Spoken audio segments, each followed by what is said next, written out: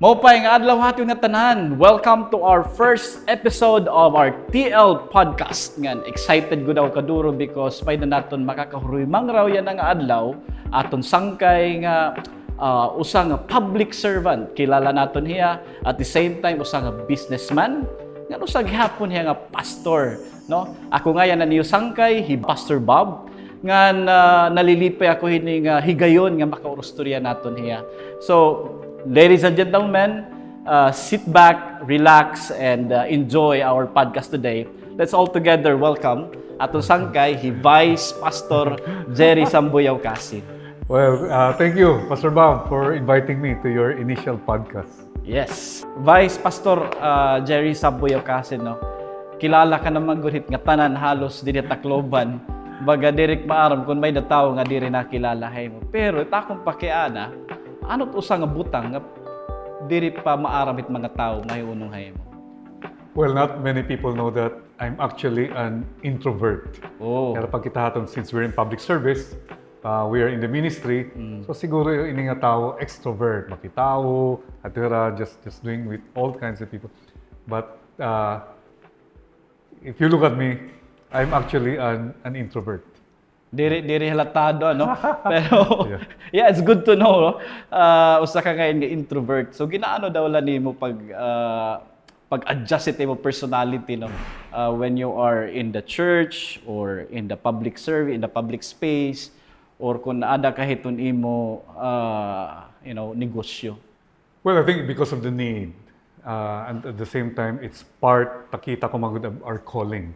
So, importante mango dito is that you're able to overcome your shyness, to be able to be of service, especially when you have to meet a lot of people. Wow!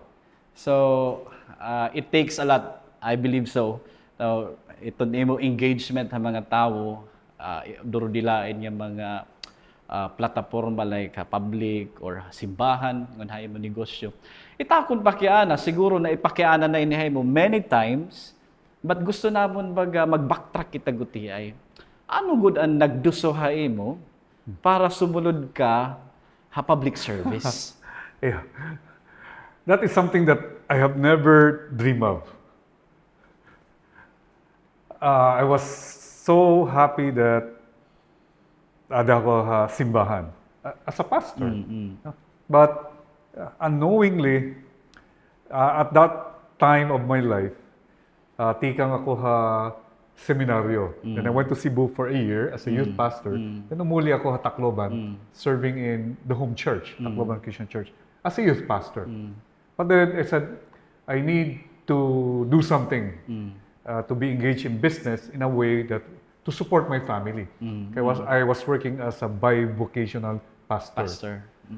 So nagabalik ko sa tindahan, di na may merkado. Barangay 40.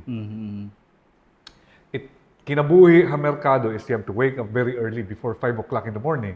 And you have to close after 7 o'clock na. Sometimes 8 o'clock magsisan. Okay?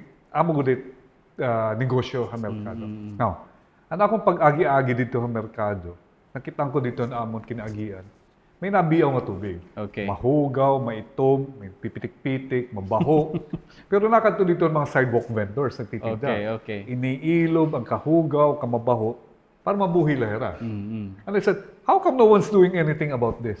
Okay. Nga, simple lang ang problema, partihan, drainage system. Yet, kimpapabayan lang.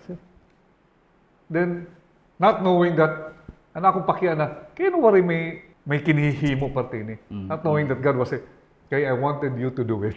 So I ran sa punong barangay. Okay. Then I won. And that started it all. Akong kinabuhi a public service. So kinayad ko ang drainage system. Then later on, 2 years after, they asked me to run for a seat in the city council. Wow. Then the rest is history.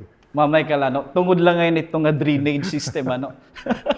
So, tungod hindi nga problema, it really inspired you to do something about it. At the same time, history is that you have been a barangay official, then sumaka nga diha konseho, and then sumaka pagiging vice mayor. Pero ka ngayon ka tuig vice pastor naging public servant.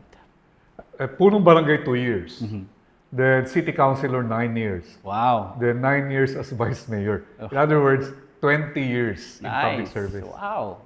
So how's if you can summarize or maybe summarize into 3 bullet points itong imo career as a public servant, how would you tell that to our listeners or our watchers, viewers natin? Well, for me, number one, leadership is service. Wow. Uh, the measure of your success is how many people you have served, rather than how many people are serving you. Oh. So leadership is service. Then number two, you learn that your job, when you are given a position, it is to uplift Yeah. people, to make a difference, not to enrich yourself in public service, but to uplift the people around you. Wow. Oh, that's the number three. No? Your position there is to glorify God and not to glorify yourself. Wow. Oh. So those three things I think would summarize my many years in public service. So that leadership is service, that you are put in a position to uplift lives, Nice. not enrich yourself. And lastly, you are given that position as a platform, not to glorify yourself, but to glorify God. Wow. I think these are important things that you've shared, no? And I believe may mga aspiring gihapon nga mga young leaders nga namamati o nagkikita aton nga na. Ano tayo mo pwede mahatag nga encouragement na era as they aspire to serve the public, to serve the people around them. Not necessarily public service, pero probably era guti ay nga influence or space kundi in may danira influence. Ano tayo mo pwede maihatag hayra nga kuan encouragement?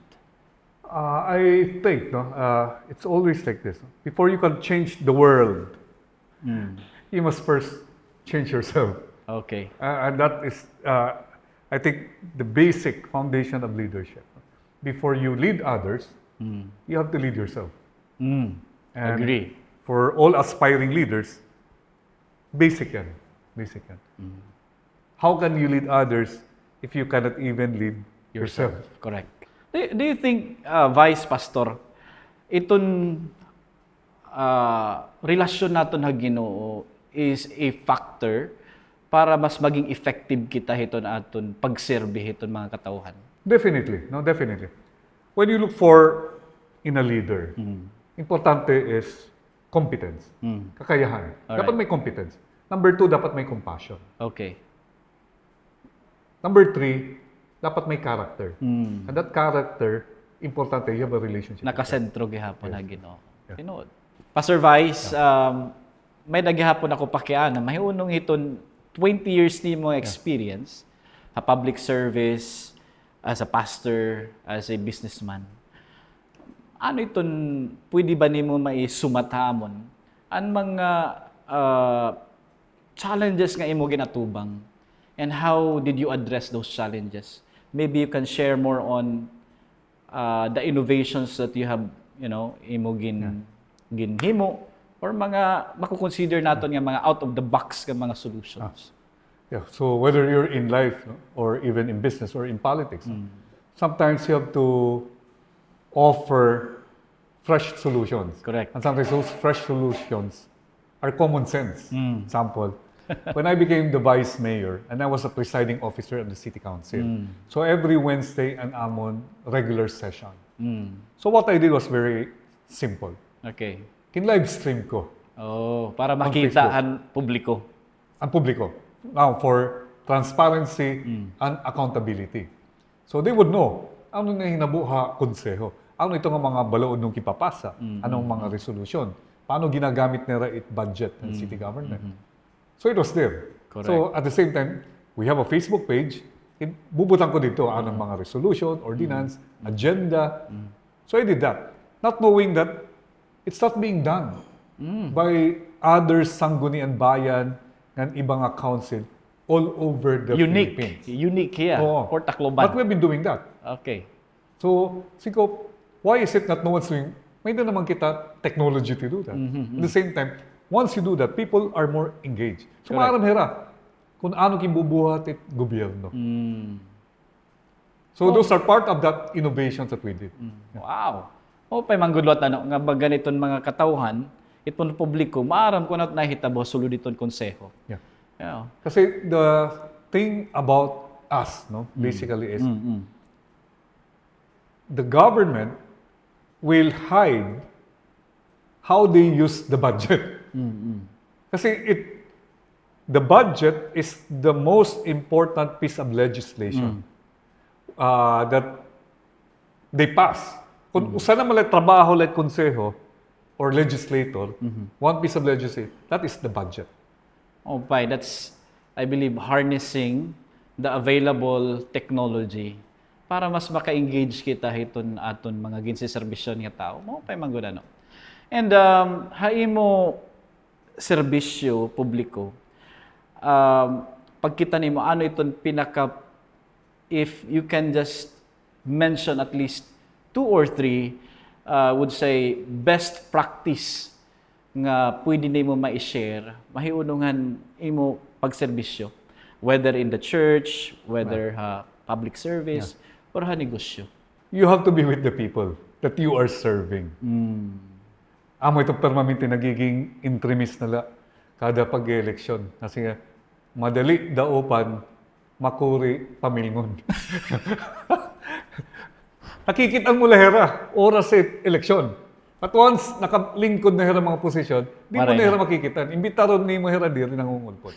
And that for me is so important. No? If you want to be in a leadership position, you have to constantly meet with the people. Why? So that you will be able to understand their situation. Para ka kung anit era ungara, anit era mga problema, anit era issues, so that you, who have been put in that position, you know na anit dapat nimo i-prioritize.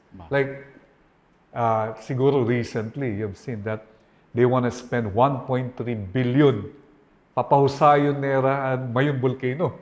Lalagahon nera ko no and everything. That's like 1.3 billion pesos. My goodness. But then, ano man mo, naglalagalaga dito mayong volcano. But people have no food, no water, no basic services, and all. Health, education. So you have to know your priorities. So being with the people will help you understand better. Wow. So mayayakan ba nimo nga tatakhan imo serbisyo on the ground ka talaga? I do. Yeah. So that is why humility aside naman is that if they miss us, it's because when they invite us, kinuulputan naton hera. Manapulo la katao, mabainti. When they invite us, we make it a point to be there. Amo nga ni baga nabatik na una nga baga namimingaw na hirat imo kuratsa ko no. Yeah. And you said, at first I thought nung at kuratsa, tawag nila ito, hold up dance. No? But then later on you begin to understand. Ang era pagpasayaw, imon kuratsa, and masing, mahatag nila ako, di na masayaw. Balita. But that's not the point eh. Ang era ngayon, when they see you dance, nagkakarisya and they're happy na maaram ka makisama sa era. And that is really what kuratsa is all about. So, Pastor Vice, nalilipay kami nung mahibaruan ang journey nimo imo public service. Yan alwad, gusto namon ipakiana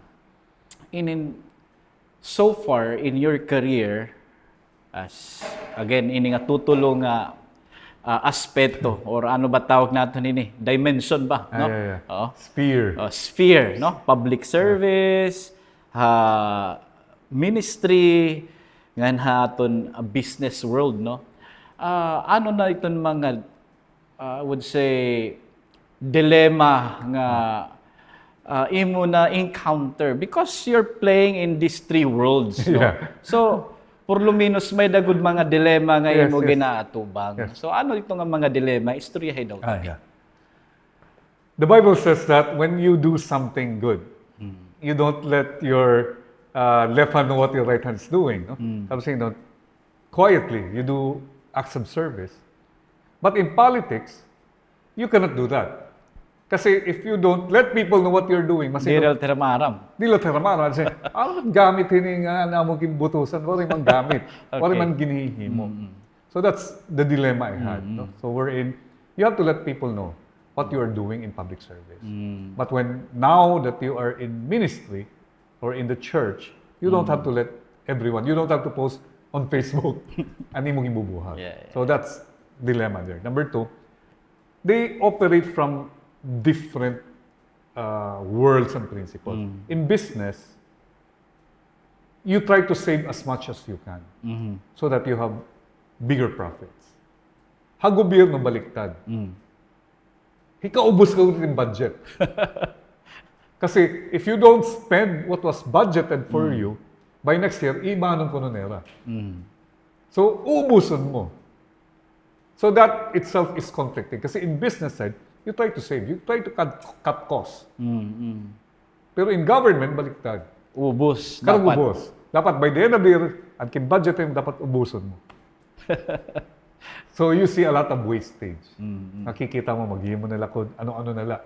Arko naman din bisan anerkinahan lang, kalsada, mag-aarko ka. Mag-ahimo ka kung may pa-basketball naman, when the other more important issues nga.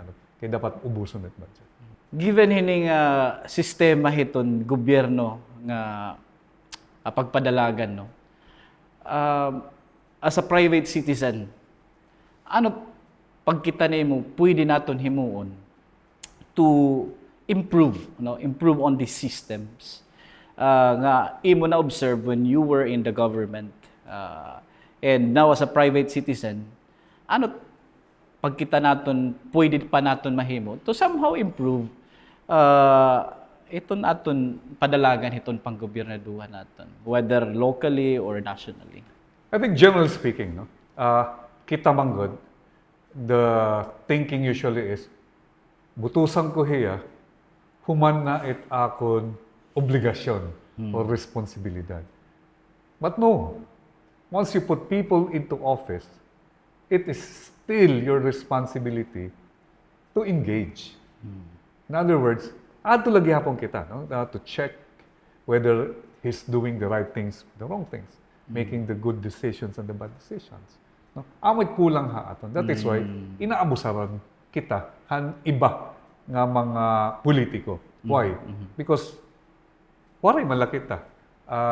Naghulat na la kita sunod nga election. Then mabulos na la kita. Hasunod nga election. So we demand now from these candidates. Di nga ni maghataging badil, di ko bubutos.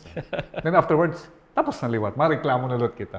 So from the previous MCs, we have to demand more from our government. Accountability. Accountability. No? So we have to demand better services. Di laan mga bare minimum. No? Sige, tagang ko nila ikawhin, ayuda, okay na. But then, pagkatunay mo, health center o medisina, kung may sakit sa iyo pamilya, pagkanto sa hospital, kulang ang services dito. So, kinapag idara mo pa sa Manila Balito. or sa Cebu, but when it can be done in the city. So, those things na nakikita natin, our education, na improvement standard. Kasi makikita mo, imo na kadto public school, imo na kadto private school. After 2-3 years and old, lamang-lamangan na ang naka-enroll sa private school rather than public school. So, you have to demand more. Na dapat at par.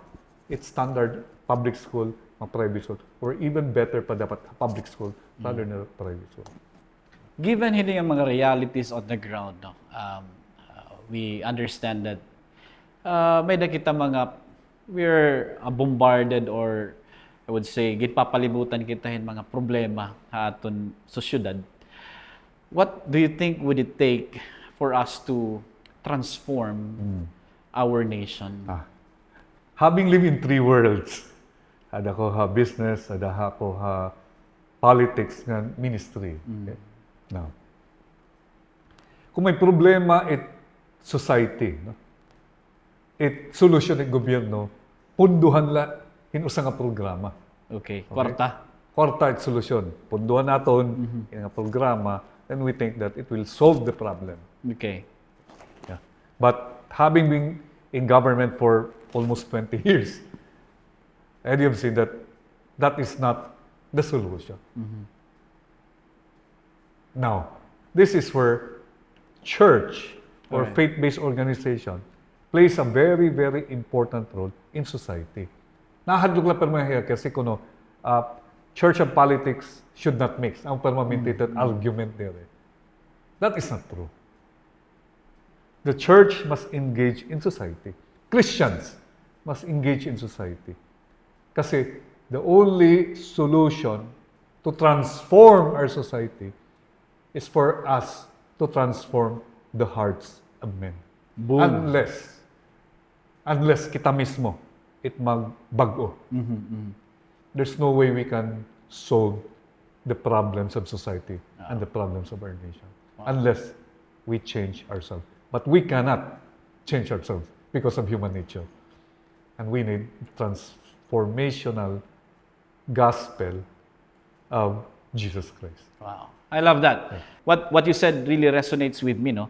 Kay ako natuod gihapon ako that there's no real transformation unless there's a transformation in the heart. And I think change comes from within. And pareho kita nag-agree nga iton kabag-uhan mahitabo la. Kung may da kabag-uhan iton kasing-kasing iton mga katawhan. Nganit makapabag-ugod talaga iton gospel. Nga era makakarawat ngan era igkikinabuhi, no. Haimo panserbisyo Pastor Vice, no. Pagkita nimo ano ka importante iton pag-mentor naton iton mga tao around us, mentoring them, inspiring them to do the thing that we're doing, because maraman kita nga waray permanente din ha kalibutan. And we understand nga people, the younger ones, will take over ito naton ginihin mo yan. Ano ka importante hay mo iton pag-mentor ngahin ano ti mo pamaagi hit pag-mentor iton mga katawhan. The generation now are looking for role models. And the generation also are growing up without parents or parental guidance, in other words. Of course, we understand the nature, no? Kasi for them, for the family to survive, kinahanglan usahe ra mag-abroad sa mabibilin. And sometimes duha mag-abroad, bilin laanay. So they're growing up, no, with no guidance in the family. And we're expecting that ang eskwelahan nila, teachers, considered second parents, amo na let mag-gigiya era. But then we see the problems. And you look at the problems in society. Adi riman anton solution. And all the problems in society, Pastor Bob, you can trace it. Two things. The breakup of marriages and the breakdown of family. Agree. So kita mo nga mga problema haton society. By product na la. By product na lang yan. Because they were never mentored by or growing up with absentee parents. So it's important for us now. May social media naman and all. But at the end of the day, what works is face-to-face lagi happen. Mentoring these young people, letting them discover who they are in God's eyes. Not what society expect or dictates from them. And discovering their talents and gifts. All right. And amo I think is the missing link there. Why we have so much problems in society now. Grabe no ngay recently we've been seeing Facebook posts no of delinquent nga mga kabatanunan. And really makikita natin that people need good role models. people who will mentor them and guide them. So, Pastor Vice, itakon pakiana gihapon is ano iton mensahe nimo, no? Iton mga kabatanunan, yana nga mga panahon. And if there's one legacy you would like to live, no? Ano ito nga legacy ang gusto nimo igpabilin? Specifically diha aton syudad. Ngan siguro habugos naton nga nasod. Well, number one, we have to strengthen our families. Honor your parents. Basic eh. And everything we're talking Pamilya. about, it's in the Ten Commandments. Oh. Makuri lagi pit Ten Commandments, duha na la. Love God with all your heart, with all your soul, with all your mind. The Love greatest your commandment. neighbor as yourself. No? So, those two, na wrote it down, the greatest commandment, which is actually two, actually is one. To love God and to love your neighbor. No? So, if we do that, then we'll see transformation. Yeah.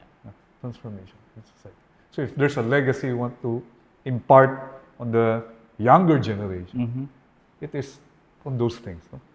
To love God. To love your neighbor. But starting with your what? With your family. Wow. Kasi the last unit or the most basic unit of society is family. Eh. Correct. So now you will see the attacks on family. Kasi once magburob lang na yung pamilya, then that you see the breakdown of society. Kaya last frontier na talagang family. So we have to make sure that we protect our families and our marriages. Wow. I think very important itong imo pahinumdum, no? I think it's good to give premium or emphasis ito naton mga pamilya. Because I believe it's where the battle really is in the family. Pastor Vice, given iton imo remaining years, no? What do you wish to accomplish, no? Ito na adat sulod mo kasing-kasing. Ano gusto mo gusto pa nga himuon nga makakasiring ka amin nga butang it gusto mahinumduman ni tao mahiuno nga hakon.